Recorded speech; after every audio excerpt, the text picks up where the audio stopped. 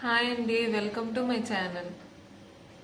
So ఈరోజు నేను నా లాంగ్ హెయిర్ జర్నీ షేర్ చేసుకుందాం అనుకుంటున్నాను. మినాక్సిడిల్ అంటే ఏంటి, నేను ఎందుకు వాడాల్సి వచ్చింది, హెయిర్ ఫాల్కి హెయిర్ లాస్కి తేడా ఏంటి, న్యాచురల్గా నేనేం ట్రై చేస్తాను, థైరాయిడ్ని నేను ఎలా కంట్రోల్లో ఉంచుకుంటున్నాను. లాంగ్ హెయిర్ అంటే ఎవరికి ఇష్టం ఉండదు చెప్పండి. సో ఇవన్నీ నేను మీకు చెప్తాను. టు బీ హానెస్ట్, మీరు చూసారు కదా వీడియోస్లో, ఫొటోస్లో నా హెయిర్ ఇంకా లాంగ్ హెయిర్ నాది. చాలా లాంగ్ హెయిర్, చాలా థిక్గా కూడా ఉండేది. జీన్స్లో వచ్చిన హెయిర్ మనం తీసుకున్నప్పుడు జీన్స్లో వచ్చిన హెల్త్ ఇష్యూస్ కూడా మనం తీసుకోవాలి కదా. నాకు 10 years ఉన్నప్పటి నుంచి థైరాయిడ్ అనేది స్టార్ట్ అయింది. అసలు లాగితే హెయిర్ ఇలా వచ్చేసేది, దారాలు దారాలు దారాలుగా వచ్చేసేది. నేను నా 11 years నుంచే హెయిర్ లాస్ని ఫేస్ చేశాను.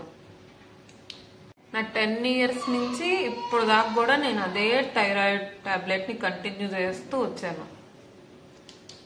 ఫస్ట్ హెయిర్ లాస్కి హెయిర్ ఫాల్కి డిఫరెన్స్ తెలుసుకోండి.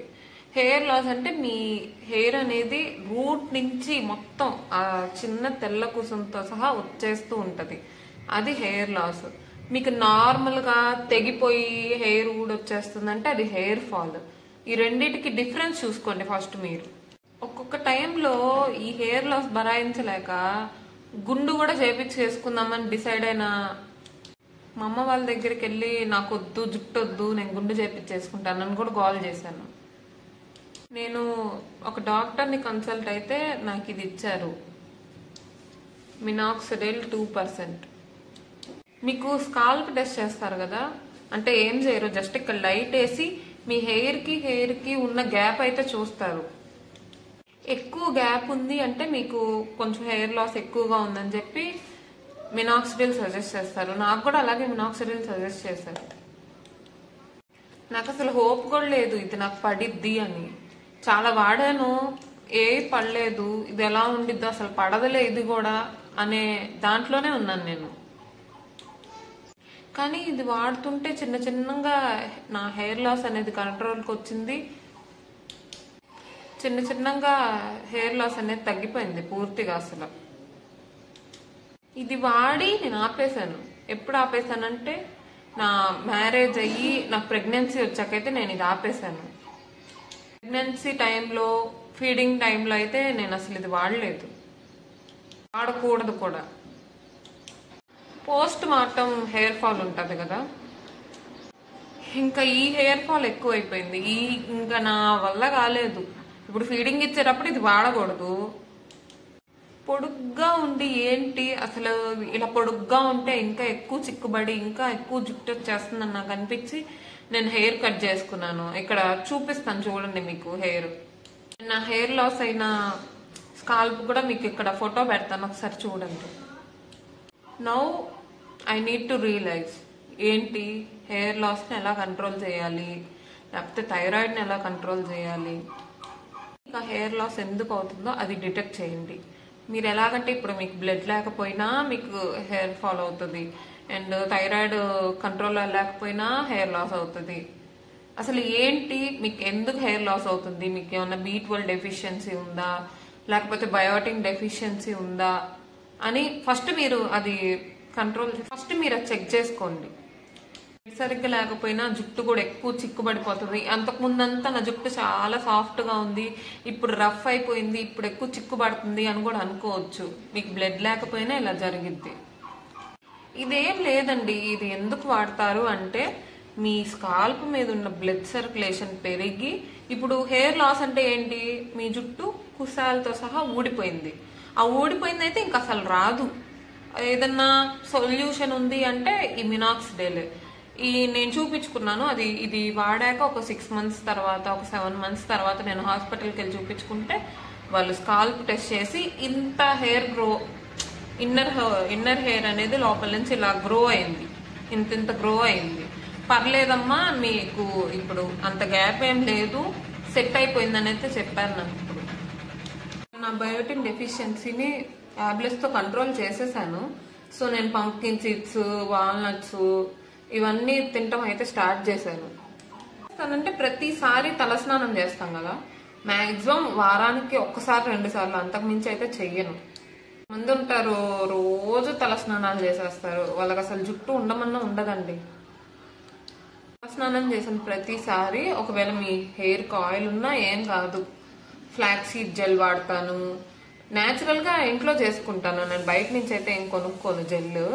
ఇంకా మందారాకు ప్లస్ బీట్రూట్ ఇంకా గోరింటాకు వాడతాను.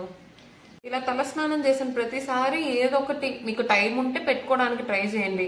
లేకపోతే నేను ఒక ఆయిల్ ప్రిపేర్ చేసుకుంటాను నా కోసం, అది ఉసిరికాయలు వచ్చినప్పుడే చేస్తాను. ప్రస్తుతం అయితే అది సీజన్ ఏం కాదు కదా, వచ్చాక నేను ఆయిల్ ని చూపిస్తాను మీకు. ఆయిల్ అయితే నైట్ టైం అప్లై చేసేసి పొద్దున్నే హెయిర్ వాష్ చేసుకుంటే సరిపోతుంది. ప్రతిసారి జెల్లులు ఇవన్నీ పెట్టాలంటే ఆఫీస్కి వెళ్ళేటప్పుడు అండ్ కాలేజ్కి వెళ్ళేటప్పుడు అయితే కష్టం కదా. సో నేను ఒకటి చెప్పాలనుకుంటుంది ఏంటి అంటే, ఇప్పుడు థైరాయిడ్ ఉన్న వాళ్ళ గురించి చెప్పాను కదా. సపోజ్ మీకు థైరాయిడ్ ఉన్నా, లేకపోతే మీ ఇంట్లో ఎవరికో, మీ మదర్కో లేకపోతే ఎవరికైనా థైరాయిడ్ ఉన్నా, టాబ్లెట్ అనేది వేసుకున్నాక 2 అవర్స్ దాకా కాఫీ కానీ పాలు కానీ ఏం తీసుకోవద్దని చెప్పండి. జస్ట్ వాటరే తీసుకోండి, ఖచ్చితంగా మీకు కంట్రోల్లోకి వస్తుంది. కొంతమందికి హెయిర్ ఫాల్ ఎక్కువ అవుతుంది, నాకంతా ఏం లేదు అంత బాగానే ఉంది అనుకుంటారు. బాడీలో హీట్ ఎక్కువ ఉన్నా సరే హెయిర్ ఫాల్ అవుతుంది. 70% of them hair me jeans మీద డిపెండ్ అయి ఉంటుంది.